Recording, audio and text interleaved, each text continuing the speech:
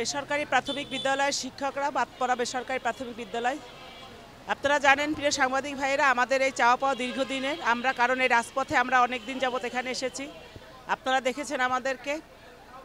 আমাদের দাবি একটাই, জাতীয়করণ বাস্তবায়ন।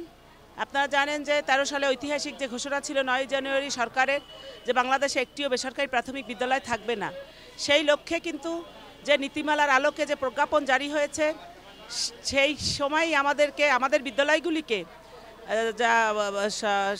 তখনই যাচাই বাছাই করে নিয়ে এসেছে এবং তখনকার যে বিদ্যালয়ের সংখ্যা ছিল 30,000 প্লাস বিদ্যালয় থাকা সত্ত্বেও 3টি ধাপে জাতীয়করণ করার কথা তারা সিদ্ধান্ত নেয় এবং তৃতীয় ধাপে বৈষম্য করে আমাদের বিদ্যালয়গুলি জাতীয়করণের বহির্ভূত করে রাখে।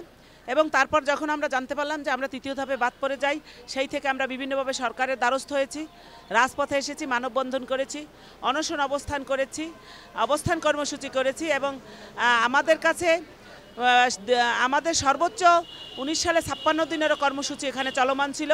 শিক্ষকগণ খেয়ে না খেয়ে এইখানে ছিল এবং ডেঙ্গু জ্বরে আক্রান্ত হয় 2 জন শিক্ষক আমাদের মারা গেছে।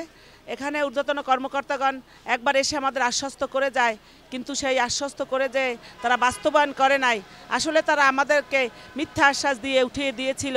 এটা আসলে বিগত দিনের সরকারের দুর্নীতি। আমরা শিক্ষকগণ জাতি গঠন করি, অথচ আমাদেরকে অবহেলিত করে রেখেছে। তারা জানে যে আমাদের বিদ্যালয়গুলি EMIS কোড নাম্বার আছে, আমাদের বিদ্যালয়গুলি তথ্য যাচাই করে প্রতি বছর সরকার, এবং আমাদের বিদ্যালয় থেকে শিক্ষার্থীরা সমাপনী পরীক্ষায় সার্টিফিকেট নিয়ে অন্য বিদ্যালয়ে অধ্যয়ন করে, মাধ্যমিকে অধ্যয়ন করে, মাধ্যমিক থেকে উচ্চ মাধ্যমিকে অধ্যয়ন করে। বর্তমান ছাত্র সমাজ, এই ছাত্র জনতার গণ অভ্যুত্থানে যে দেশ গঠন হয়েছে, এই ছাত্ররা আমাদের হাতে গড়া, অথচ আমরা বৈষম্য শিক্ষার দীর্ঘদিনের 1 যুগেরও বেশি সরকারের ঘোষণার পরে আমরা জাতীয়করণ পাই নাই। কিন্তু সরকারের ঘোষণার আগেই এইসব বিদ্যালয় পরিচালিত চালুকৃত অনেক বিদ্যালয় আছে 25 বছর, 27 বছর, 20 বছর, 15 বছর অনেক আগের এই বিদ্যালয় শিক্ষকগণ 1 টাকা সরকার থেকে বেতন পায় না বিধায় এই সকল বিদ্যালয়ে অনধিক 5,000 বিদ্যালয় প্রায় 8 লক্ষাধিক শিক্ষার্থী, কোমলমতি শিক্ষার্থী আমাদের বিদ্যালয়ে লেখাপড়া করে। তারা সরকারি কোনো সুযোগ সুবিধা পায় না। আপনারা জানেন যে বাংলাদেশে প্রাথমিক শিক্ষায় শতভাগ উপবৃদ্ধি করা হয়েছে, অথচ আমাদের এই বেসরকারি প্রাথমিক বিদ্যালয়গুলি সরকার বই দেয়, আমাদের বিদ্যালয়গুলিকে শুধু বই দেয় এবং তারা আমাদের ভিজিট করে, মনিটাইজেশন করে, অথচ আমাদের বিদ্যালয়গুলি শিক্ষার্থীদেরও কোনো সুযোগ সুবিধা দেয় না। যার কারণে এই প্রত্যন্ত দুর্গম এলাকায় যে বিদ্যালয়গুলি প্রতিষ্ঠিত আছে, সেই বিদ্যালয় শিক্ষার্থীদের শিক্ষার মান অনেক নিম্নে চলে আসছে।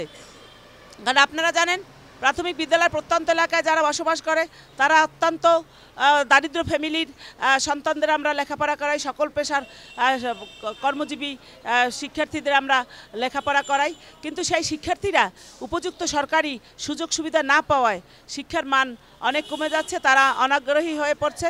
যার কারণে সরকারের এই মুহূর্তে এই জিনিসটাকে উপলব্ধি করা এবং সংস্কার করা খুবই দরকার। আমরা বিশ্বাস করি এই বিদ্যালয়গুলি, আমাদের অনধিক 5,000 বিদ্যালয় যদি জাতীয়করণ করা হয়, সেই 8 লক্ষাধিক শিক্ষার্থী সহ এই 20-22 হাজার যে শিক্ষক পরিবার আছে তারা সকলেই বেঁচে যাবে এবং সুন্দর একটি দেশ গঠন হবে, সমাজ গঠন হবে। তাই আমাদের আকুল আবেদন থাকবে মহামান্য উপদেষ্টার কাছে। বর্তমানে আপনারা জানেন আমরা 30শে জুন থেকে শুরু করেছি এখানে অবস্থান কর্মসূচি, আজকে 5ম দিন চলমান। আমাদের এখন দাবি একটাই, কনসালটেশন মন্ত্রণালয়ের কনসালটেশন কমিটির সুপারিশকৃত অনধিক 5,000 বিদ্যালয় দ্রুত জাতীয়করণের ঘোষণা দিবেন এবং এই ঘোষণা বাস্তবায়ন করা হলে আমরা এই শিক্ষকগণ এই রাজপথ ছেড়ে আমরা নিজ পরিবারে চলে যাব এবং এই অন্তর্বর্তীকালীন সরকারকে আমরা আজীবন দোয়া করব।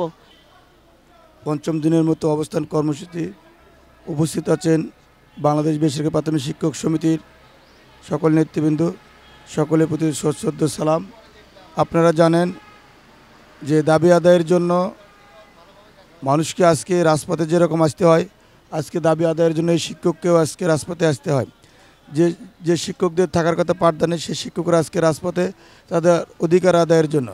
আমি বর্তমান সরকার, শিক্ষাবান্ধব সরকার, শিক্ষা ব্যবস্থাকে সংস্কারের উদ্যোগ নিয়েছেন এবং সেই লক্ষ্যে মূলত হাই স্কুল, কলেজ, মাদ্রাসা এবং বেসরকারি প্রাইমারি এই 3টি ধাপকেই এমপিভুক্তর জন্য এবং বেসরকারি প্রাথমিক বিদ্যালয়গুলো জাতীয়করণের জন্য একটি উদ্যোগ নিয়েছেন। কিন্তু কেন দুইটার অবস্থান হলেও কেন বেসরকারি প্রাথমিক বিদ্যালয়গুলো এখনও জাতীয়করণের জন্য মাননীয় প্রধান উপদেষ্টার কার্যালয়ের চিঠি দ্রুত বাস্তবায়ন হচ্ছে না? আমরা চাই মাননীয় প্রধান উপদেষ্টার কার্যালয়ের যে চিঠিটা সেটা যদি দ্রুত বাস্তবায়ন হয় এবং কনসালটেশন কমিটি যে 28 ফেব্রুয়ারি 2025 তারিখে যে কনসালটেশন কমিটি সুপারিশ করেছেন অনধিক 5000 বেসরকারি প্রাথমিক বিদ্যালয়, এই সুপারিশ সহ মাননীয় প্রধান উপদেষ্টার কার্যালয়ের যে চিঠি এটাকে যথাযথ মূল্যায়ন করে যদি আমাদের এই বিদ্যালয়গুলো দ্রুত জাতীয়করণের ব্যবস্থা হয় তাহলে এই শিক্ষকরা আর কোনো দিন এই জাতীয় প্রেস ক্লাবে আসবে না। আপনারা জানেন 9 জানুয়ারি 2013 সালে একটি ঐতিহাসিক ঘোষণা ছিল যে বাংলাদেশে আজ থেকে আর কোনো বেসরকারি প্রাথমিক বিদ্যালয় থাকবে না। সেই ঘোষণার আলোকে আমাদের বিদ্যালয়গুলো উপজেলা এবং জেলা যাচাই বাছাই হয়ে জাতীয়করণের জন্য মন্ত্রণালয়ে আসলেও অদ্যাবধি পর্যন্ত জাতীয়করণ পায় নাই। শুধুমাত্র একটি কারণ, সিনিয়র সচিব আকরাম আল হোসেনের একটি অবৈধ বিজ্ঞপ্তির কারণে তিনি হঠাৎ একটি বিজ্ঞপ্তি জারি করেন 2020 সালে এসে যে আপাতত আর কোনো বেসরকারি বিদ্যালয় জাতীয়করণ করা সম্ভব নয়। এই মর্মে এই চিঠিটার কারণে এখন পর্যন্ত আমরা জাতীয়করণের থেকে বঞ্চিত। বর্তমান সরকার ক্ষমতায় গ্রহণের পরে এই চিঠিকে অবৈধ ঘোষণা করে 3 ফেব্রুয়ারি একটি চিঠি ইস্যু করেছেন। তারপরেও কেন দ্রুত চিঠিটা বাস্তবায়ন হচ্ছে না, এই লক্ষ্যে আমরা মাননীয় প্রধান উপদেষ্টার হস্তক্ষেপ কামনা করছি। কমিটির মহাসচিব এবং হযরত শাহজালাল বেসরকারি প্রাথমিক বিদ্যালয়ের প্রধান শিক্ষক। প্রিয় সাংবাদিক ভাই বোনেরা, আপনারা নিশ্চয় অবগত আছেন তৎকালীন ফ্যাসিস্ট সরকারের সময়ে তড়িঘড়ি করে 33,000 সামথিং বিদ্যালয় থাকার পরেও সারা বাংলাদেশ থেকে কিছু অযোগ্য বিদ্যালয় সহ 26,193টি বেসরকারি প্রাথমিক বিদ্যালয়কে দ্রুত জাতীয়করণে অন্তর্ভুক্ত করে। কিন্তু অত্যন্ত পরিতাপ এবং দুঃখের বিষয় হলেও সত্য, সারা বাংলাদেশে আমাদের সমপর্যায়ের সমযোগ্যতা থাকা পরেও সারা বাংলাদেশের সুকৌশলে আমলাতান্ত্রিক জটিলতা দেখিয়ে শুধুমাত্র রাজনৈতিক ট্যাগ লাগিয়ে বাংলাদেশের প্রায় 4,000-এর অধিক বিদ্যালয়কে জাতীয়করণ থেকে বঞ্চিত করে রাখা হয়। আমরা তখন থেকে তৎকালীন ফ্যাসিস্ট সরকারের সময়ের আমলেও বিভিন্ন আন্দোলন কর্মসূচি করেছি, কিন্তু তৎকালীন ফ্যাসিস্ট সরকারের সময়ে আমাদের আন্দোলনের কোনো গুরুত্ব দেওয়া হয়নি। আমাদেরকে বিভিন্ন সময়ে বিভিন্ন মিথ্যা প্রতিশ্রুতি দিয়ে আমাদেরকে আন্দোলন থেকে বাড়িতে ফিরে দেওয়া হতো। কিন্তু দীর্ঘ 6 মাস বলে 6 বছর বলেন, দীর্ঘ 1.5 যুগের বেশি সময় ধরে আমরা মিথ্যা আশ্বাস নিয়ে শুধু বাড়ি ফিরে যাচ্ছি। কিন্তু আমরা এখন এক বুক আশা নিয়ে আবারও জাতীয় প্রেস ক্লাবের সামনে এসেছি, কারণ বৈষম্য নিরসন করার জন্য 5ই আগস্টের যে অভ্যুত্থানের মাধ্যমে ফ্যাসিস্ট সরকারের পতনের পরে ইন দ্য মিড টাইমের গভর্নমেন্ট এসেছে, সেই গভর্নমেন্ট অবশ্যই আমাদের দাবিটা মেনে নেবে। এবং আমরা আরও বিশ্বাস করি বর্তমানে কনসালটেশন কমিটির সুপারিশকৃত অনধিক 5,000 বেসরকারি প্রাথমিক বিদ্যালয়ের সুপারিশ মাননীয় প্রধান উপদেষ্টার কার্যালয়ে প্রেরণ করা হয়েছে এবং আমরা বিশ্বাস করি মাননীয় প্রধান উপদেষ্টা অবশ্যই আমাদের এই তাদের সুপারিশটা গ্রহণ করে আমাদের বিদ্যালয়গুলোকে দ্রুত জাতীয়করণের একটা রূপরেখা দাঁড় করাবেন এবং সেই হিসেবে মন্ত্রণালয়কে ফোর্স করবেন বলে আমি বিশ্বাস করি। প্রিয় ভাই বোনেরা, প্রিয় সাংবাদিক ভাই বোনেরা, আপনাদের মাধ্যমে আমি সারা বাংলাদেশকে বলতে চাই, এই বিদ্যালয়গুলোর সাথে প্রায় 8 লক্ষাধিক কোমলমতি শিশু দীর্ঘদিন যাবৎ তাদের ন্যায্য অধিকার, মৌলিক অধিকার, মিড ডে মিল, উপবৃত্তি সহ প্রত্যেক প্রকারের সরকারের সমস্ত ফ্যাসিলিটি থেকে তারা বঞ্চিত হয়ে আসছে।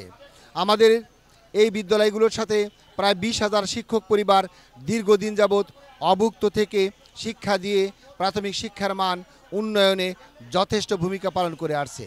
প্রিয় সাংবাদিক ভাই বোনেরা, আপনারা জানেন আমরা 2016 সাল থেকে শুরু করে এখন পর্যন্ত বিভিন্ন সময়ে তৎকালীন ফ্যাসিস্ট সরকারের সময়েও বিভিন্ন স্মারকলিপি, মানববন্ধন, অনশন, আমরণ অনশনের মতো বিভিন্ন কঠোর কর্মসূচি পালন করেও তৎকালীন ফ্যাসিস্ট সরকারের নজরে আসতে পারেনি।